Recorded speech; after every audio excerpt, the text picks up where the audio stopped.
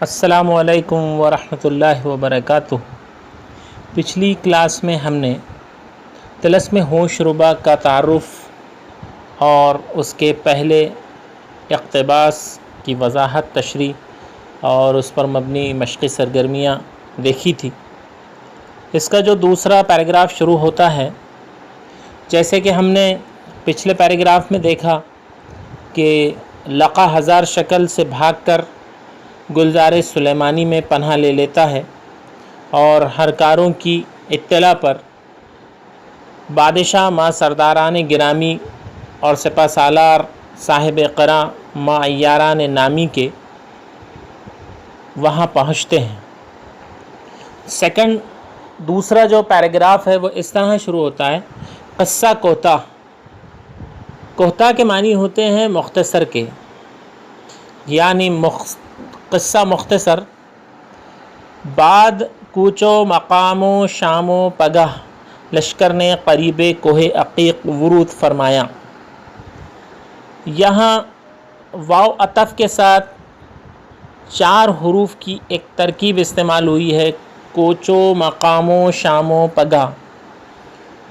Coach کرنا یعنی سفر میں کی حالت میں رہنا، چلنا، اور مقام یعنی ٹھہرنا۔ شام و پگاہ، پگاہ کے معنی ہوتے ہیں صبح کے، شام و پگاہ یعنی صبح و شام۔ مراد یہ کہ جو لشکر ہے وہ کبھی مقام کی حالت میں رہا، کبھی سفر کی حالت میں رہا، صبح و شام وہ سفر کرتا رہا، اور قریب کوہ عقیق یعنی کوہ عقیق کے قریب ورود فرمایا۔ ورود فرمانا یعنی وارد ہونا، پہنچنا۔ بارگاہ فلک پائے گاہ نصیب ہوئی۔ بارگاہ فلک یعنی آسمان جتنا بلند دربار، یہ بادشاہ کے دربار کے لیے استعمال ہوئی ہے ترکیب بارگاہ فلک۔ فلک کے لفظی معنی آسمان کے ہوتے ہیں۔ بارگاہ یعنی دربار، مراد یہ آسمان کا دربار، یہاں ہم اس کے معنی لیں گے بادشاہ کا دربار۔ پائے گاہ نصیب ہوئی یعنی وہ قیام پذیر ہوا۔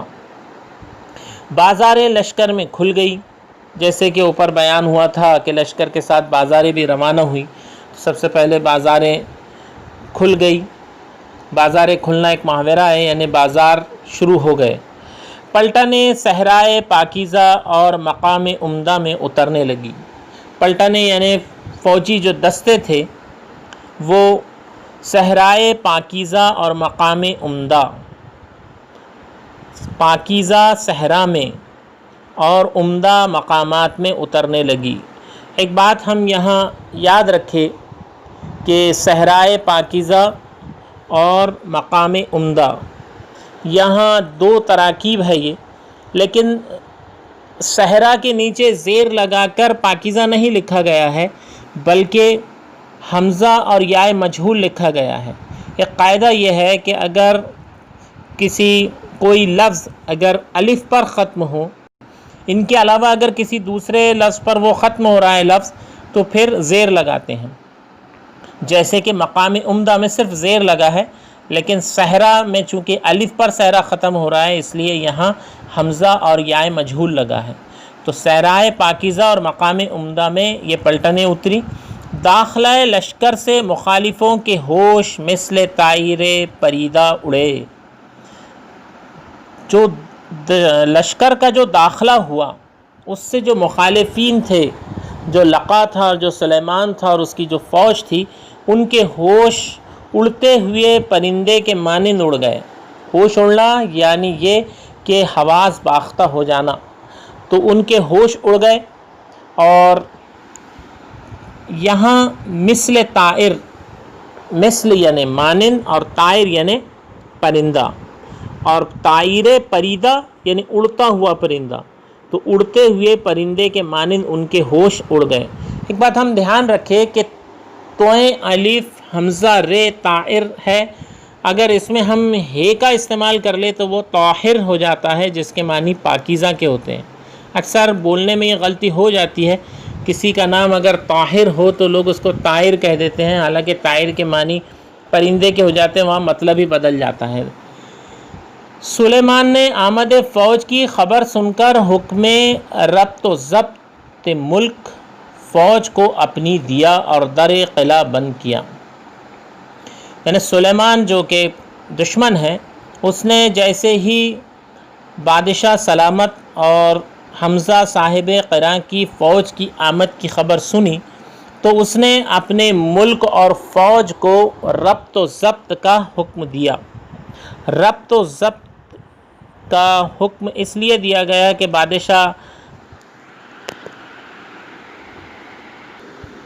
ربط و ضبط کا حکم اس لیے دیا گیا کہ دشمن کی فوج قلعے کے سامنے موجود تھی، اس لیے نظم و نسق کو درست رکھنے کا حکم سلیمان کی طرف سے فوج اور ملک دونوں کو دیا گیا۔ یہ حکم ربط و ضبط کو ہم اس طرح سمجھ لیں کہ اگر موجودہ زمانے میں کوئی ملک حالت جنگ میں آ جاتا ہے تو حکومت کی جانب سے فوج اور جتنی بھی سیکیورٹی فورسز ہوتی ہے ان کو ریڈ الرٹ کر دیا جاتا ہے۔ تو گویا یہاں پر سلیمان نے دشمن کی فوج کی خبر سن کر ملک میں فوج کو ریڈ الرٹ کیا اور اپنے آپ کو قلعے کے اندر بند کر لیا۔ در قلعہ یعنی قلعہ میں توپیں برنجی و آہنی ڈھلی ہوئی لگائی۔ اب یہاں تیاریاں بتائی جا رہی ہے کہ فوج آ کر پڑی ہے تو قلعے میں جنگ کے لیے کیا کیا تیاریاں ہو رہی ہیں۔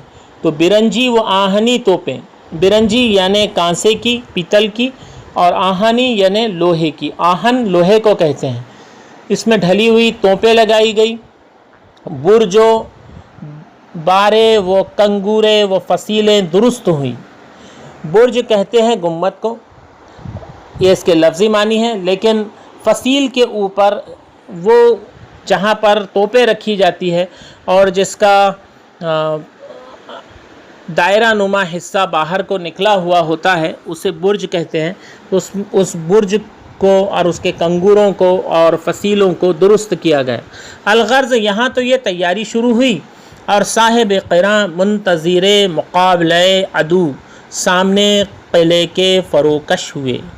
ادھر یہ تیاریاں اور ادھر صاحب قرا بھی منتظر تھے کہ کب دشمن سے مقابلہ ہو۔ یہ اسی طرح وہ قلعے کے سامنے قیام پذیر ہوئے۔ فروکش ہونا یعنی قیام کرنا، ٹھہرنا۔ یہاں مقابلہ عدو ایک ترکیب استعمال ہوئی، پھر اس میں تراکیب آپ کو بہت زیادہ ملیں گی۔ منتظر مقابلہ عدو، عدو کے مقابلے کے منتظر۔ عدو کہتے ہیں دشمن کو، عین دال واو عدو، عدو یعنی دشمن۔ ہم کہتے ہیں عداوت، اسی سے لفظ بنا ہے، عداوت یعنی دشمنی۔ تو دشمن کے مقابلے کے منتظر تھے، مگر بدیع الزماں فرزند رشید حمزہ صاحب قرا کو ہوائے خوش اور صحرائے سبزہ زار دیکھ کر شکار کھیلنے کی ہوس ہوئی۔ ایک یہاں کہانی میں دوسرا کردار آتا ہے بدیع الزماں کا، جو کہ حمزہ صاحب قرا کے فرزند ہے، بیٹے ہیں۔ یہاں ان کے لیے فرزند رشید کی ترکیب استعمال ہوئی ہے۔ رشید کے لفظی معنی تو ہدایت یافتہ کے ہوتے ہیں۔ رشید جو ہے اللہ تعالیٰ کا نام ہے جس کے معنی ہدایت دینے والے کے بھی ہوتے ہیں، لیکن جب کبھی بھی یہ لفظ فرزند کے ساتھ آئے گا تو اس کے معنی ہم سعادت مند کے لیں گے، اطاعت گزار کے لیں گے۔ تو فرزند رشید یعنی اطاعت گزار اور سعادت مند بیٹا حمزہ صاحب کا، جب اس نے دیکھا کہ یہاں بڑی ہوائے خوش ہے، ہوائے خوش یعنی مزہ دینے والی اور اچھا لگنے والی ہوا یہاں موجود ہے، اور صحرائے سبزہ زار ہے، جنگل بڑا اچھا ہے، تو اس نے شکار کھیلنے کی ان کو ہوس ہوئی۔ امیر سے اجازت چاہی، امیر خاموش ہو رہے۔ بدیع الزماں اپنی والدہ کے پاس گئے اور گزارش کی کہ آپ مجھے والد ماجد سے اجازت شکار کے لیے جانے کی لا دیں۔ ملکہ نے منظور کیا، اور جب امیر بارگاہ میں ملکہ کی تشریف لائے، ملکہ نے شہزادے کی سفارش کی۔ یہاں والد ماجد ایک ترکیب استعمال ہوئی ہے۔ والد ماجد یعنی ماجد کے معنی ہوتے ہیں بزرگ کے، محترم کے۔ والد کے ساتھ اکثر یہ ترکیب استعمال ہوتی ہے ماجد ویسے اللہ تعالیٰ کا صفاتی نام ہے جس کے معنی بزرگ اور برتر کے ہوتے ہیں۔ والد کے احترام میں ان کے نام کے آگے والد ماجد لگایا جاتا ہے، اور اسی طرح ماجد کی جو تانیث ہے ماجدہ، وہ والدہ کے ساتھ لگایا جاتا ہے، والدہ ماجدہ یا والد ماجد۔ تو بدیع الزماں جو فرزند رشید ہے حمزہ صاحب قراء کے، انہوں نے اپنی ماں سے یہ گزارش کی کہ وہ میری سفارش کر دے اور مجھے شکار کو جانے کی اجازت دلوا دے۔ ملکہ نے بھی منظور کیا، اور جب امیر ان کی بارگاہ میں آئے تو ملکہ نے ان سے یہ بات کہی۔ ملکہ نے شہزادی کی سفارش کی، امیر نے بنا چاری رخصت دی۔ بنا چاری یعنی بنا چاہے، وہ چاہتے نہیں تھے کہ اپنے بیٹے کو اس صحرائے سبزہ زار میں شکار کھیلنے کی اجازت دے، لیکن چونکہ ملکہ نے سفارش کی تھی اس لیے وہ مان گئے۔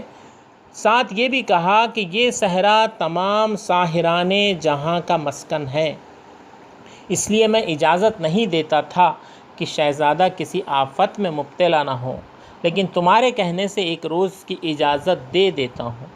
ساحران جہاں کا مسکن، ساحران جمع ہے ساحر کی، ساحر کہتے ہیں جادوگر کو، یعنی زمانے کے بڑے بڑے جادوگروں کا یہ مسکن ہے، یہ وہاں ٹھہرے ہوئے ہیں، اس لیے میں شہزادہ کسی آفت میں مبتلا نہ ہو جائے، اسی لیے میں اسے شکار کھیلنے کی اجازت نہیں دے رہا تھا، لیکن آپ کے کہنے سے میں ایک روز کی اجازت صرف ان کو دیتا ہوں کہ بعد ایک روز کے پھر آئے، زیادہ عرصہ نہ لگائے۔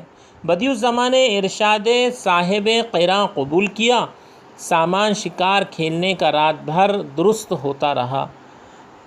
جس وقت صیاد فلک مشرق سے سبزہ زار فلک پر صید افگن نے ثوابت و سیار گاں ہوا۔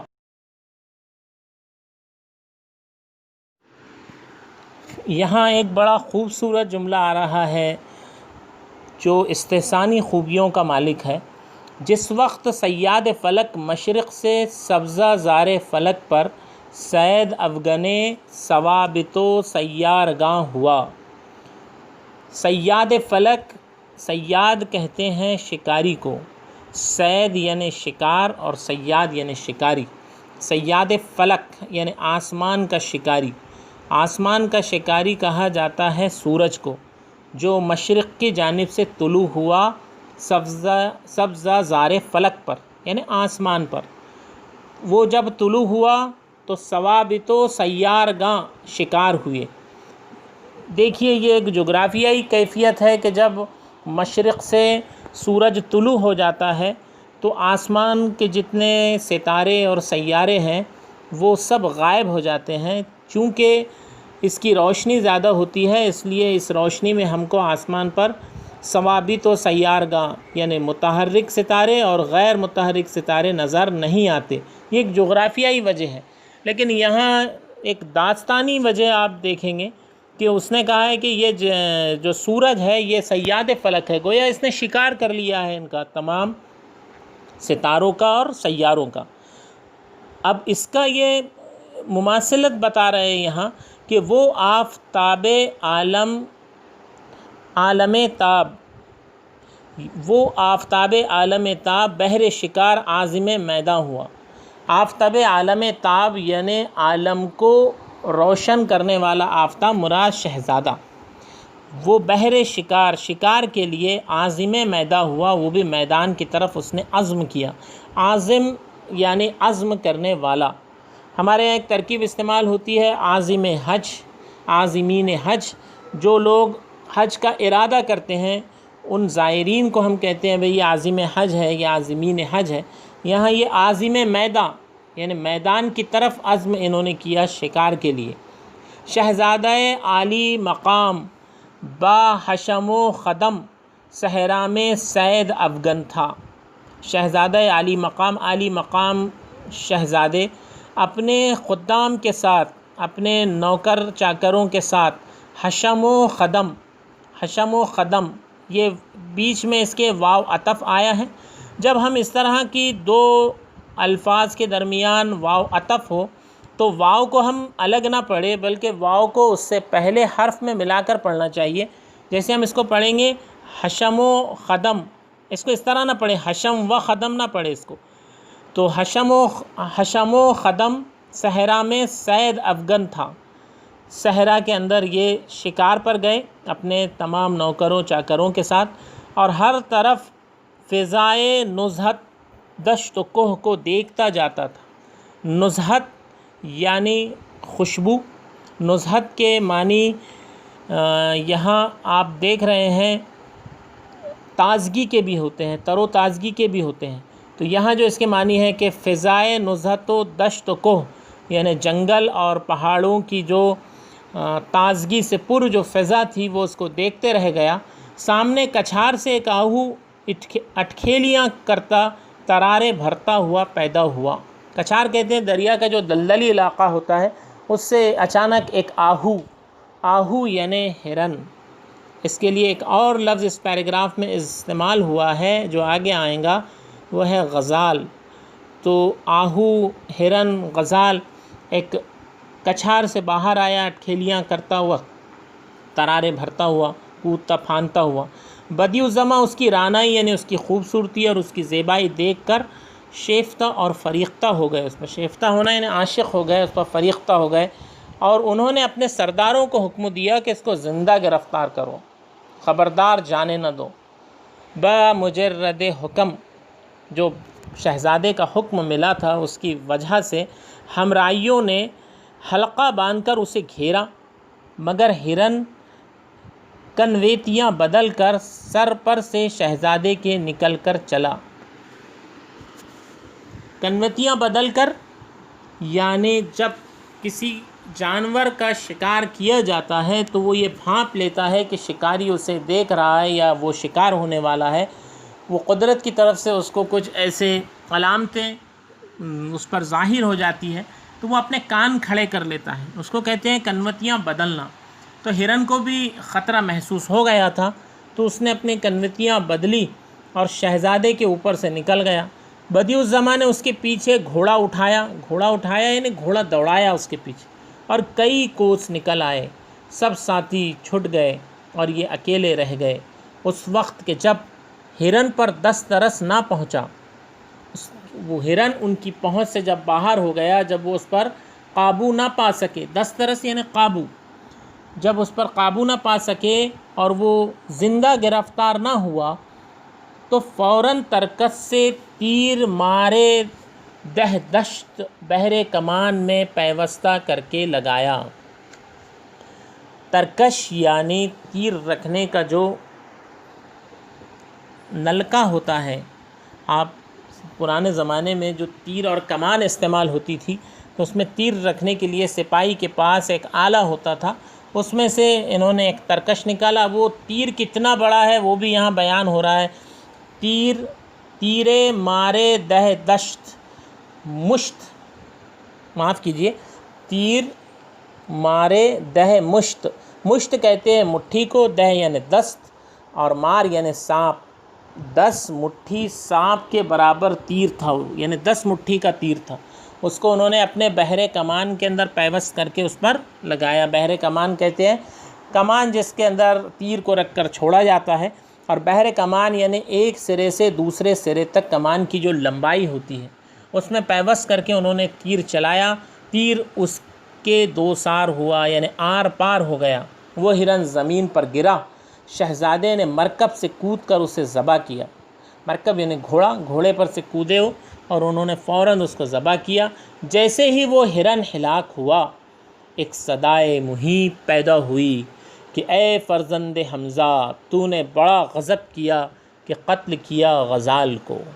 چونکہ یہ پہلے ہی بتا دیا گیا تھا اور امیر حمزہ اپنے فرزند کو اسی لیے اس جنگل میں نہیں جانے دینا چاہتے تھے کیونکہ وہ دنیا کے بڑے بڑے جادوگروں کا مسکن تھا، اور یہ آئی تھے لقا کو ہلاک کرنے کے لیے. لقا تو پورے جادوگروں کا بادشاہ تھا، بلکہ وہ اس کو خدا تسلیم کرتے تھے، تو یہ جنگل اسی کا تھا. تو اب یہاں پر جیسے ہی انہوں نے ہرن کو ہلاک کیا تو ایک ڈراؤنی آواز آئی، صدائے مہیب. صدا یعنی آواز، مہیب یعنی ڈراؤنی.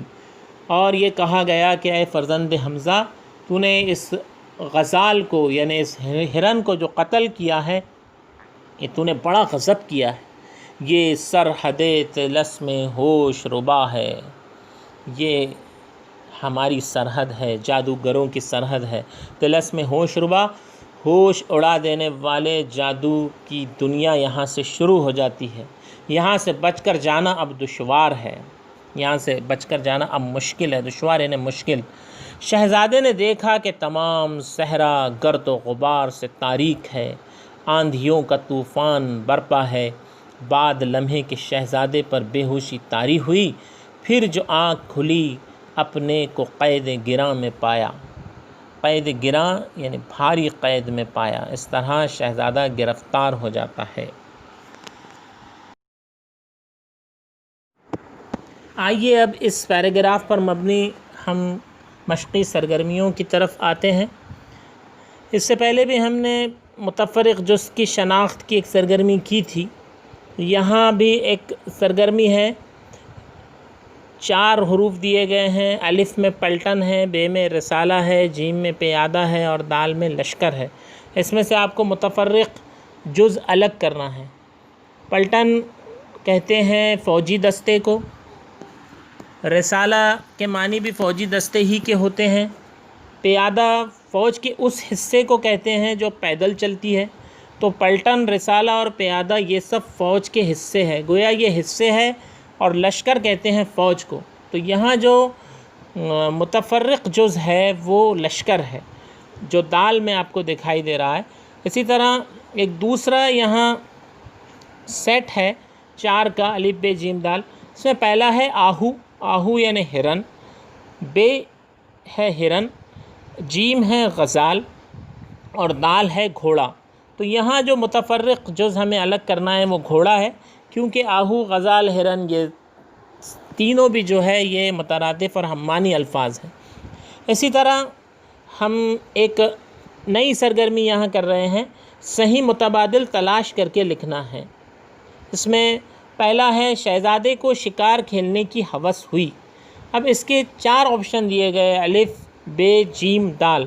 الف یہ ہے کہ ہوائے خوش اور صحرائے سبزہ زار دیکھ کر، دوسرا یہ کہ ساحران جہاں کا مسکن دیکھ کر، تیسرا یہ کہ فضائے نزہت و دشت و کوہ دیکھ کر، چوتھا یہ کہ اٹکھیلیاں کرتا اور ترارے بھرتا آہو دیکھ کر۔ تو یہ آپ کو اس میں تلاش کرنا ہے پیراگراف میں کہ شہزادے کو پہلے پہل جو شکار کھیلنے کی ہوس ہوئی وہ کس وجہ سے ہوئی۔ تو اگر ہم پیراگراف میں دیکھیں، اس پیراگراف کی لائن نمبر 5 میں جو ہم دیکھتے ہیں تو اس کا جواب یہ ہے کہ ہوائے خوش اور صحرائے سبزہ زار دیکھ کر، یعنی الف۔ اسی طرح اس کی جو دوسری سرگرمی ہے، یہاں سے بچ کر جانا اب دشوار ہے کیونکہ تمام صحرا گرد و غبار سے تاریک ہے، بے آندھیوں کے طوفان برپا ہے، جیم شہزادے پر بے ہوشی طاری ہے، اور 4 دال یہ سرحد طلسم ہوش ربا ہے۔ تو جہاں ہمارا پیراگراف ختم ہوا اس سے پہلے کی ایک لائن ہے کہ یہ سرحد طلسم ہوش ربا ہے، یہاں سے بچ کر جانا اب دشوار ہے۔ تو یہ آئے گا ہمارا دال، اس میں صحیح ہے۔ اس طرح یہ 2 سرگرمیاں ہماری صحیح متبادل والی ہے۔ اسی طرح آپ اس پر کچھ قواعدی سرگرمیاں بھی ہم کو دیکھنے کو ملی ہے۔ آپ اگر پیراگراف میں دیکھیں تو ایک یہاں سے بچ کر جانا اب دشوار ہے، ایک جملہ استعمال ہوا ہے۔ قواعد کے لحاظ سے ایک سرگرمی یہ آتی ہے کہ اس طرح کے جملوں کو منفی کو مثبت میں اور مثبت کو منفی میں تبدیل کرنا ہوتا ہے۔ تو یہ جملہ جو ہے یہ مثبت ہے، اب اس کو ہم منفی جملے میں اس طرح تبدیل کریں گے کہ اس کے معنی تبدیل نہ ہو۔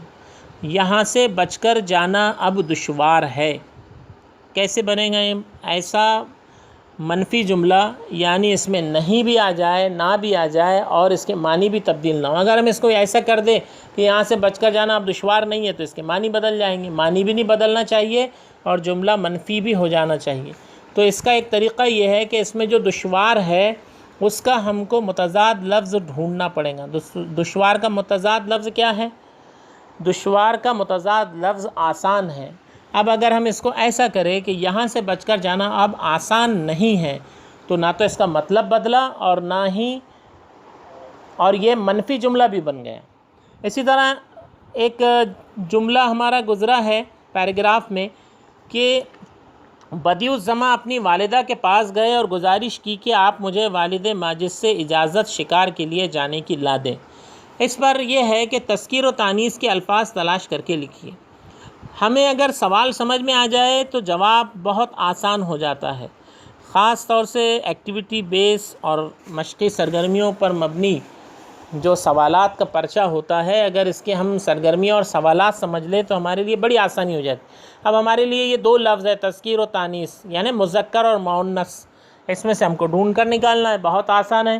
اس میں آپ ایک والد نکال لیں گے، والد یہ مذکر ہے، یہ تذکیر ہے، اور والدہ یہ تانیث ہے۔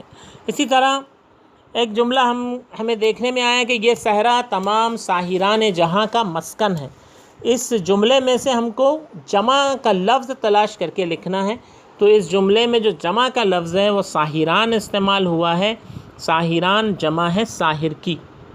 اسی طرح ایک اور جملہ اس میں استعمال ہوا ہے، جس وقت صیاد فلک مشرق سے سبزہ زار فلک پر صید افغن ثوابت و سیارگاہ ہوا۔